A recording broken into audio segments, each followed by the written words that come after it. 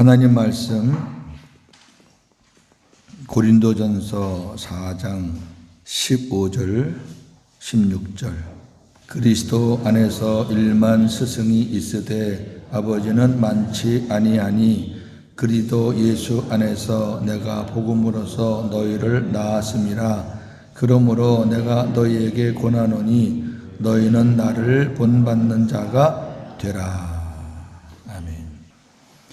어저께는 스승이냐 아비냐 그런 쪽으로 말씀을 봤다면 오늘은 너희는 나를 본받는 자가 되라.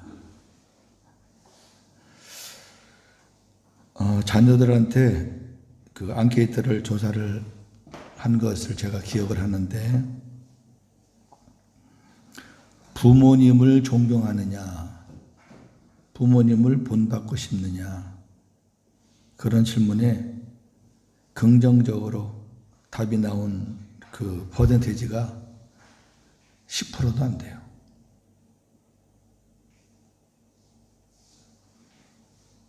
멀리 보지 마시고 저와 여러분 가정에 있는 자녀들에게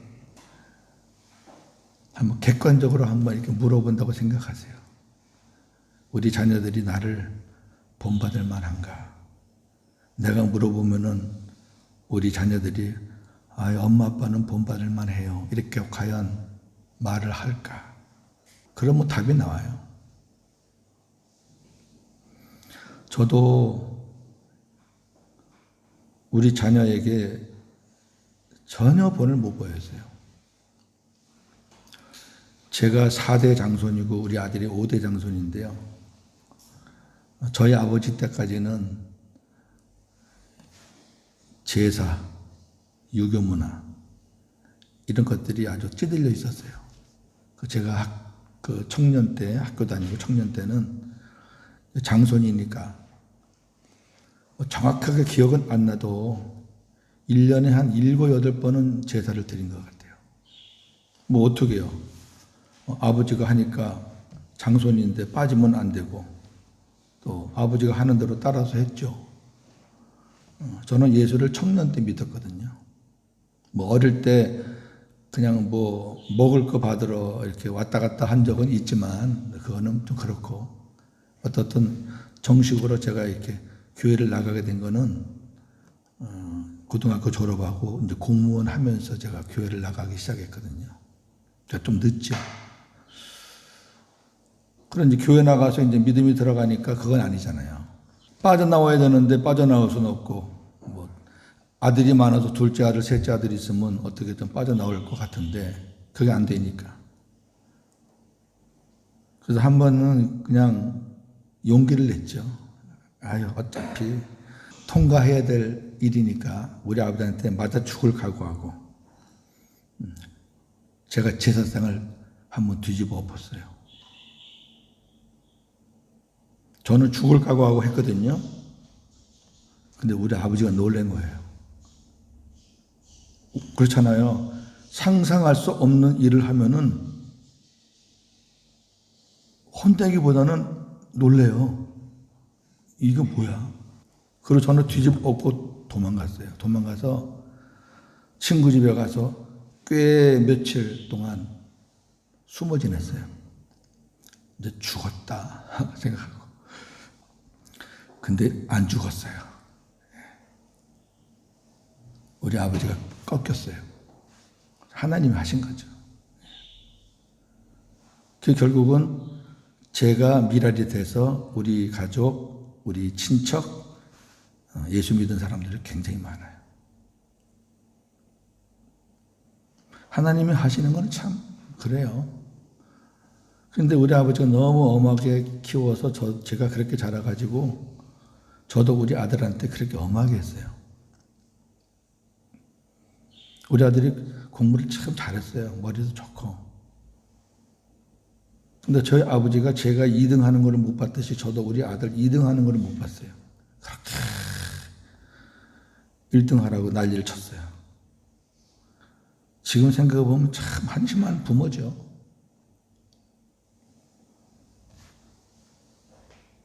우리 아들이 곁길로 나가요.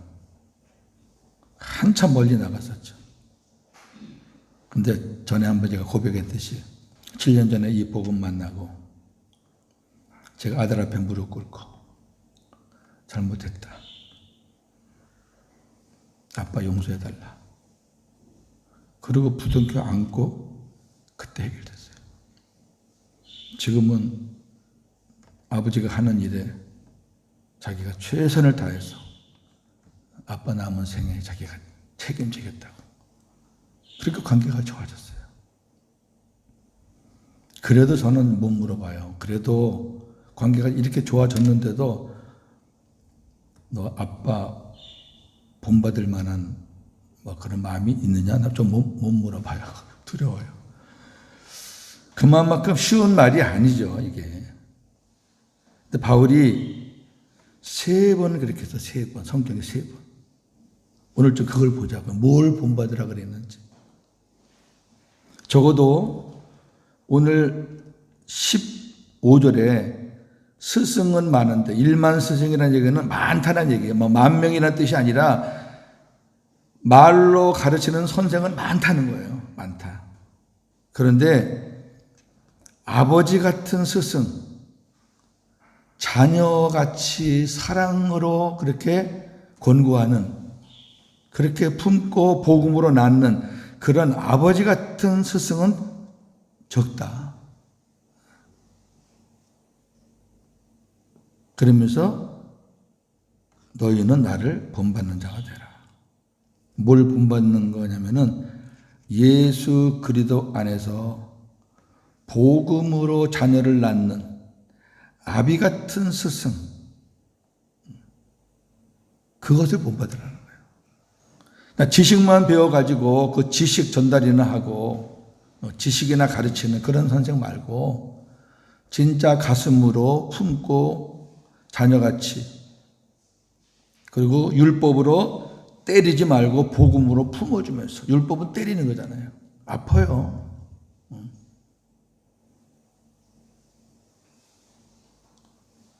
2등, 3등 얼마나 잘했어요. 못하는 애들이 그 밑에 얼마나 많은데. 그런데 율법은 1등 하라는 거예요. 50명 중에 45등을 해도 복음은 야, 네 밑에 5명이나 있네. 아이고 잘했다 우리 아들. 이게 복음인데 율법은 야, 너는 싹시 없다. 공부 때려쳐라. 이렇게 하는 게 율법이에요. 우리 한번 잘 생각해 보자고요. 우리가 어떻게 교육을 시켰는지. 자녀는 우리의 욕심을 채워주고 내가 못했던 것을 해주는 대리만족의 대상이 아니잖아요. 부모도 인격이 있고 자녀도 인격이 있고 또 내 자녀이기 이전에 하나님의 자녀고, 이걸 우리가 망각해요. 자, 바울은 첫째, 내가 복음으로 자녀를 낳는 심정으로 가르치는 그런 것을 너희들은 본받아라. 입으로만 가르치지 말고 율법으로 때리지만 말고 사랑으로 복음으로 품어주면서 정말 자녀를 다루듯이 그렇게 해라. 이것을 본받아라. 이게 첫 번째예요. 자, 두 번째 본받아라는요, 빌립보서, 고린도전서 11장 먼저 보죠. 11장 1절. 내가 그리스도를 본받는 자가 된 것 같이 너희는 나를 본받는 자가 되라 그랬습니다. 성경을 읽으실 때 이 장절 구분하는 것이 우리에게 유익이 될 수도 있지만 이런 절 같은 경우는 우리한테 유익이 전혀 안 돼요. 이 11장 1절은 10장 마지막 끝에 붙어 있어야 되고 그 다음에 2절이 1절이 돼야 돼요. 근데 이게 어떻게 잘못 끊어져 가지고 우리가 이 장절을 잘못 보면 연결이 안 돼요. 생각해 보세요. 내가 그리스도를 본받는 자가 된 것 같이 너희는 나를 본받는 자가 되라. 무슨 뜬금없이 이게 나와요. 앞에 거를 보셔야 돼요. 앞에 거. 31절부터 33절을 보시면은 바울이 이렇게 예수님의 마음을 가지고 이렇게 사역을 했구나. 그러니까 너희들도 나같이 그렇게 주님의 마음으로 사역을 해라. 그거를 본받으면 좋겠다. 이렇게 권면한 거라는 것을 우리가 발견할 수가 있어요. 자, 31절, 33절까지 시작. 그런즉 너희가 먹든지 마시든지 무엇을 하든지 다 하나님의 영광을 위하여 하라. 유대인에게나 헬라인에게나 하나님의 교회에나 거치는 자가 되지 말고 나와 같이 모든 일에 모든 사람을 기쁘게 하며 자신의 유익을 구하지 아니하고 많은 사람의 유익을 구하여 그들로 구원을 받게 하라. 아멘. 이게 예수님이 사셨던 방법이에요. 그걸 바울도 똑같이 하는 거예요. 예수님은 하나님의 영광만을 위해 살았어요. 아버지의 뜻이라면은 죽는 것까지도 순종했어요. 왜? 예수님이 죽으시는 게 영광이에요. 그래서 예수님이 요한복음 17장에 당신이 십자가 지고 죽는 것을 영광이라고 표현했어요. 영광. 죽는 게 무슨 영광이에요.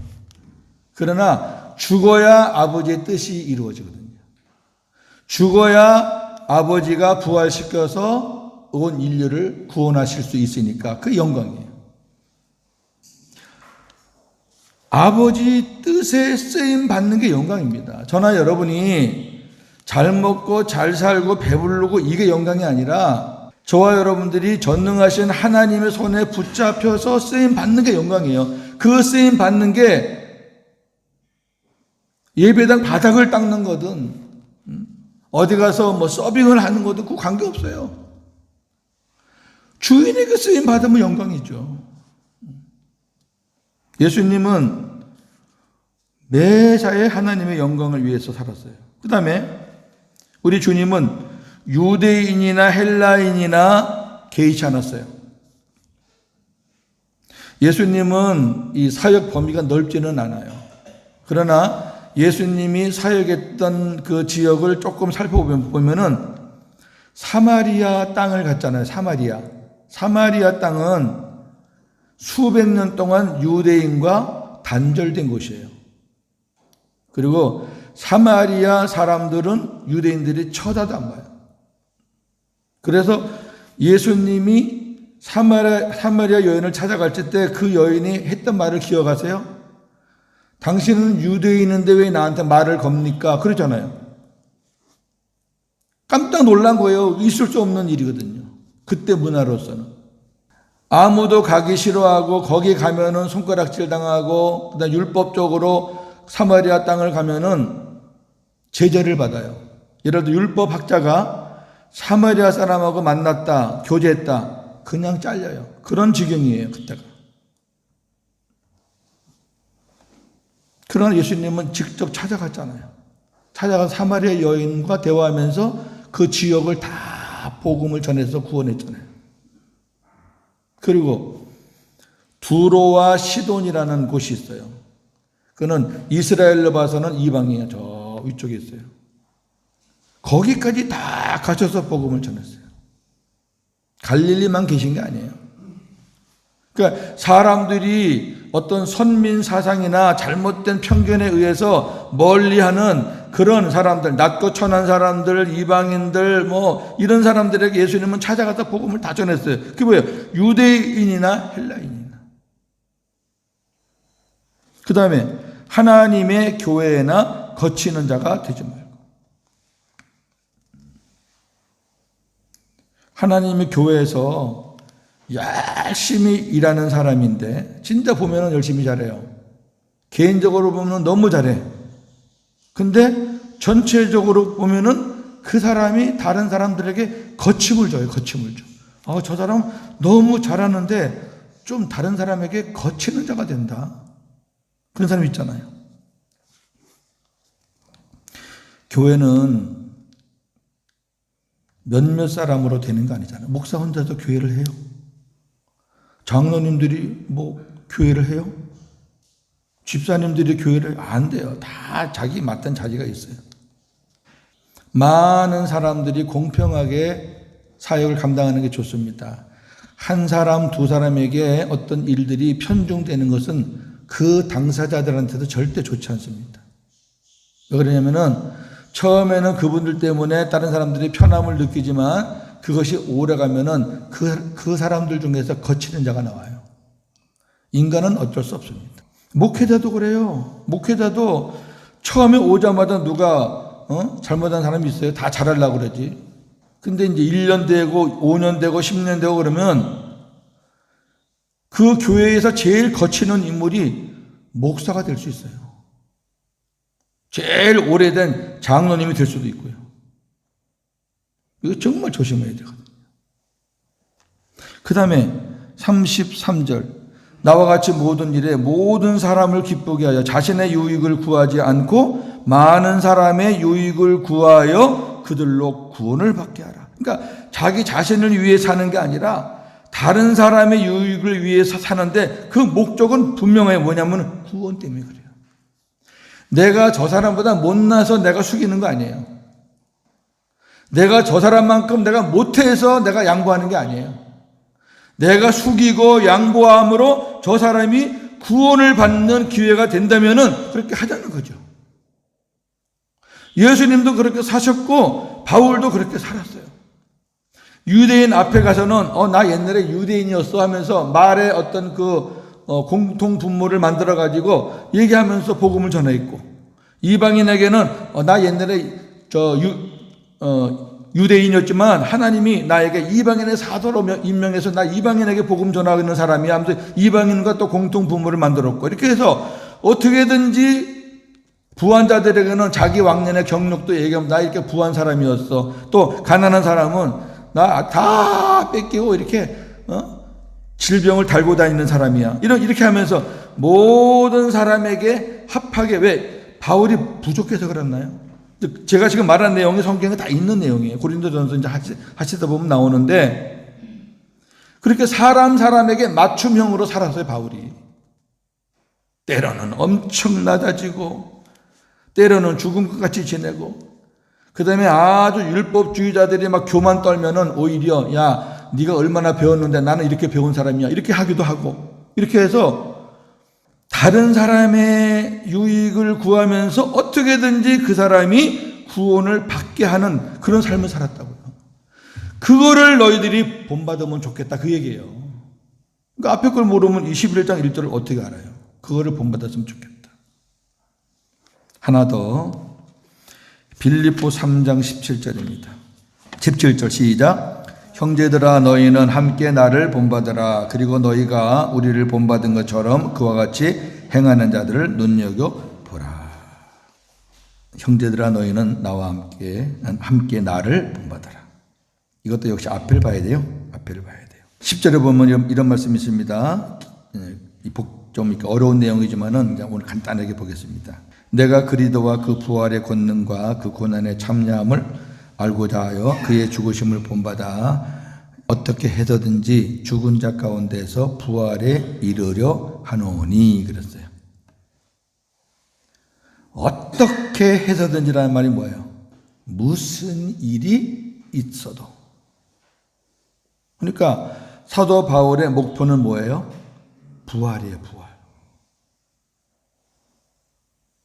그러면 성경을 조금 많이 아시는 분들은 아니 부활은 믿음만 있으면 되는 거지 뭐. 예수님 믿다가 죽으면은 주님이 오시면 당연히 부활되는 건데, 그 당연히 부활되는 것을 목표로 삼고 무슨 일이 있어도 내가 부활해야 된다, 이렇게 바울이 살았다 그러면은 굉장히 혼란스러운 거예요. 이 본문을 유심히 안 보셔요. 굉장히 중요한 거거든요. 아니 여기 계신 분들, 새벽에 나오시는 분들은 저는 믿어요. 말씀에 어느 정도 기반이 있으시고 또 기도하셨던 분들이기 때문에 저와 여러분들이 부활에 대해서 의심을 해요? 나 부활하겠나? 아니 예수님이 내 안에 계시면 성령님이 예수님을 부활시키신 것처럼 나도 예수님처럼 부활시킨다는 말씀이 성경에 여러 번 나와요. 그런데 내가 그런 믿음이 있는데 내가 부활할까? 그 부활하기 위해서 열심히 내가 살아야 되겠네. 그래요? 이 본문이 이상하잖아요. 어떻게 해서든지 죽은 자 가운데서 부활에 이르려 하노니. 그러면서 더 재밌는 건 그 부활이 12절 내가 이미 얻었다 함도 아니요 온전히 이루었다 함도 아니라 오직 내가 그리도 예수께 잡힌 바 된 그것을 잡으려고 달려간다. 또 형제들아 나는 아직 내가 잡은 줄로 여기지 아니하고 오직 한 일 즉 뒤에 있는 것은 잊어버리고 앞에 있는 것을 잡으려고. 그게 부활이에요. 잡으려고 14절 표대를 향하여 그리스도 예수 안에서 하나님이 위에서 부르신 부름의 상을 위하여 달려간다. 만약에 우리가 예수 믿으면은 자연히 주님이 강림하시면 부활한다라는 것을 가지고 이 본문을 보면은요, 바울은 진짜 믿음 없는 사람이에요.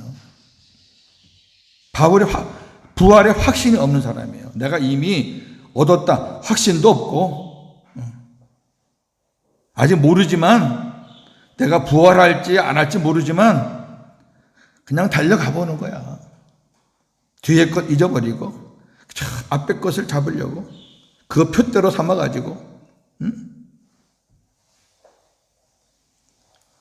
그럼 우리가 알고 있는 일반적인 부활을 말하는 게 아니란 말이에요. 그 부활 뒤에 있을 상을 얘기하는 거예요. 상. 14절이 그게. 표대를 향하여 그리스도 예수 안에서 하나님이 위에서 부르신 부름의 상을 위하여 달려가는. 여러분 운동선수들이 상 받기 위해서 뛰죠. 자, 100m급 표대를 향해 달려가잖아요. 여러분 표대가 목표예요? 상이 목표예요? 상이 목표예요. 상이 목적이기 때문에 그 표대를 향해 달려가는 거예요. 저나 여러분이 왜 지금 천국을 향해서 달려가느냐? 그 부활 이후에 있을 하나님이 예비하신 상이 있으니까 달려가는 거예요. 상급이 없다고 하는 사람한테는 이 말씀이 해당이 안 되겠지요. 상급이 없다고 하는 사람은 이 성경 보시면 안 돼. 왜? 성경은 거의 다 이렇게 써 있거든요. 얼마나 많은데 이 상에 대해서. 저와 여러분들이 강도같이 믿어도 구원받고 바울같이 믿어도 구원받고 하나님만 봐가면 똑같이 대접받는다 그러면은 뭐하러 바울같이 살아요? 그냥 강도같이 사세요. 내 안에 예수님 계시니까 난 구원받았으니까 됐어. 주님 내 안에 계시니까 나 부활할 거야. 천국 가면 다 똑같은데 뭐 쌤쌤인데 뭐 그렇게 살아보세요 한번. 그럼 바울이 바보라서 이렇게 살았나요? 부활한다고 똑같은 부활이 아니에요. 그 이후에는 상황이 완전히 바뀐단 말이에요. 성경에 말하는 면류관은 아무나 주는 게 아니에요. 월계관은 달리기 잘하고 마라톤 1등하면 월계관 씌우듯이 성경에 나오는 면류관들은 다 믿음의 경주를 잘한 사람들한테 씌워주는 거지 뭐 아무나 막 씌워줘요. 아무나.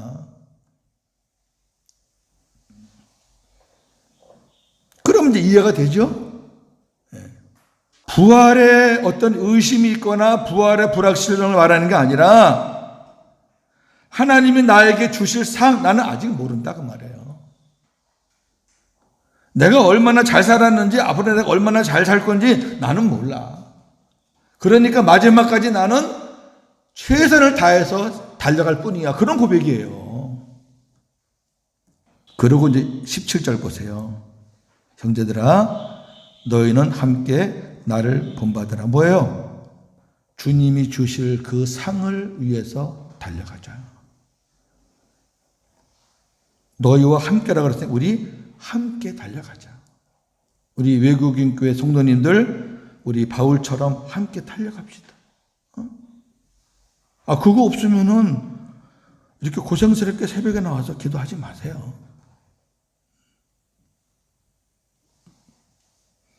바울이 이 세 가지를 본받으라고 그랬어요. 오늘 여기까지 할게요. 시간이. 다시 정리합니다. 율법으로 때리는 선생 되지 말고 복음으로 사랑으로 품어주는 아비 같은 선생이 되라. 두 번째는 이 사람 저 사람 차등 두지 말고 유대인, 헬라인, 우리말 하면은 한국 사람, 이쪽 사람 그런 거 차등 두지 말고 거치는 자가 되지 말고 교회 유익을 줘야지 공동체 자꾸 거치는 자가 되면은 저 사람 없으면 좋겠다 이런 말 들으면 그 비참하잖아요 인생이. 저 사람 참 필요하다. 그렇게 해야지 좋지. 모든 것 다 하나님 영광 위해서 너희들도 그렇게 살았으면 좋겠다.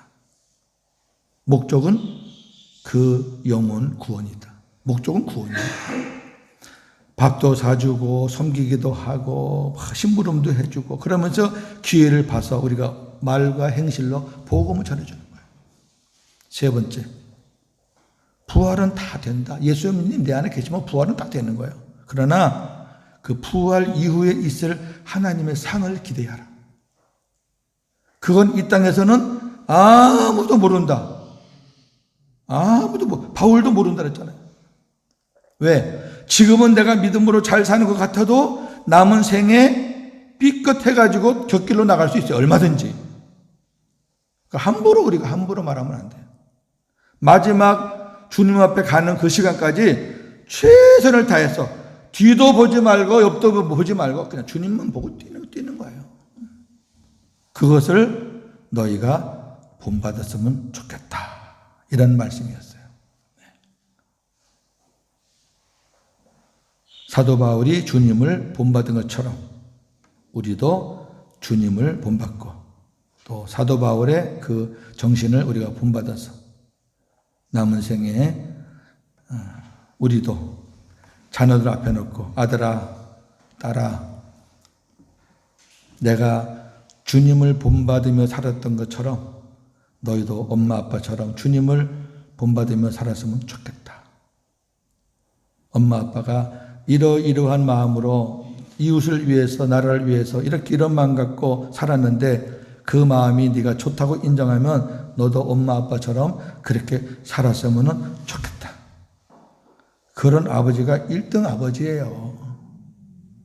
그 집 한 채 주고 뭐 돈 좀 주고 그러면 그 1등 아버지입니까? 그 집, 그 돈, 물질 갖고 자식들 다 망가뜨리는데 믿음을 유산으로 남겨주세요. 진짜로. 오늘도 주님과 함께 하시는 하루가 되어지기를 주님의 이름으로 축원합니다. 하나님 아버지 감사합니다. 오늘 아침에 주신 말씀 잘 받아서 바울이 너희는 나를 본받으라고 한 것을 우리가 잘못 이해하면 오해할 수 있습니다. 자기가 얼마나 위대하면 자기를 본받으라 그랬을까? 그렇게 오해할 수 있지만 우리가 말씀을 보니까 진짜 바울은 아비 같은 자였고 그리고 바울은 예수님의 마음으로 모든 자들을 그들의 구원을 위해서 섬긴 자였고 그리고 바울은 부활 이후에 있을 그 주님의 상을 기대하면서 달려갔습니다. 어떠한 모진 고난도 극복하며 달려갔습니다. 그리고 디모데 후서에 마지막 고백합니다.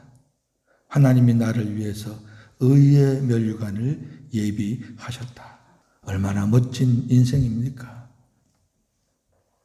하나님 우리라고 못할 거 있습니까? 적어도 가정에서만큼이라도 자녀들이 부모를 본받는 가정, 교회에서는 교우들이 본받는 목회자, 나라는 백성들이 본받을 수 있는 위의 지도자, 이런 관계만 되면 얼마나 좋겠습니까? 오늘도 주님 동행하시고 곁길로 나가지 않게 하시고 뒤돌아보거나 옆에 보지 않게 하시고 그저 주님 바라보면서 묵묵히 한 걸음 한 걸음 주와 같이 길 가는 것 얼마나 행복하고 얼마나 기쁩니까? 오늘도 그러한 해피데이가 될 수 있도록 하나님 복을 내려 주시옵소서. 기도할 때 성령님 도와주시옵소서. 예수님의 이름으로 기도합니다. 아멘.